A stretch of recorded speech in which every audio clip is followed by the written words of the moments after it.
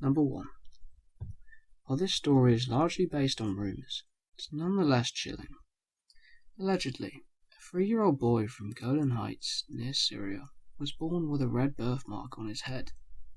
He claimed this was from being murdered in his past life. Physician Dr. Eli Lash claims to have investigated the story. Lash took the boy from city to city in Israel until the boy recognized a village. He walked around the town for quite some time before approaching a strange man and saying, "I used to be your neighbor. We had a fight and you killed me with an axe." Then the boy led Lash and the accused man to a spot where he claimed to have been buried. A skeleton was found in the ground with a wound in the skull corresponding to the boy's birthmark. The man he accused eventually confessed to having murdered his neighbor 4 years prior. Number 2. When retired fire chief Jeffrey Keane and his wife vacationed in Maryland, he was caught off guard when visiting a Civil War battlefield called Sunken Road. Keane became inexplicably emotional as he entered the field, to the point he thought he may be suffering a heart attack. While the physical pain passed, he felt an uncanny connection to the area. Later, he recounted the incident to a psychic at a party. She asked if he believed in reincarnation. He had the instinctive urge to say the words, "Not yet."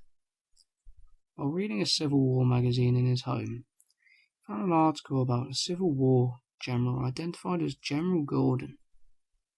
Gordon had fought in Sunken Road during the Battle of Antietam. During this battle, he was best remembered for repetitively shouting the words, "Not yet."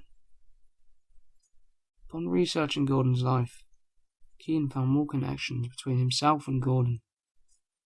Keane had marks on his body similar to wounds Gordon suffered in the war. On Keane's 30th birthday, he was admitted to the hospital with a terrible pain in his jaw. When Gordon was 30, he was shot in the face. Number 3. Barbara Carlin was born in Sweden in 1954. From the time she could talk, Carlene began telling her parents strange stories about someone named Anne Frank. Carlene claimed she was Anne Frank. She had nightmares of men kicking in the door of her home and taking her away.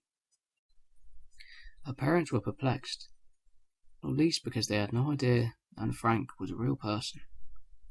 Frank died in 1945 in the Bergen-Belsen concentration camp after Nazis discovered her and her family hiding in an attic in Amsterdam.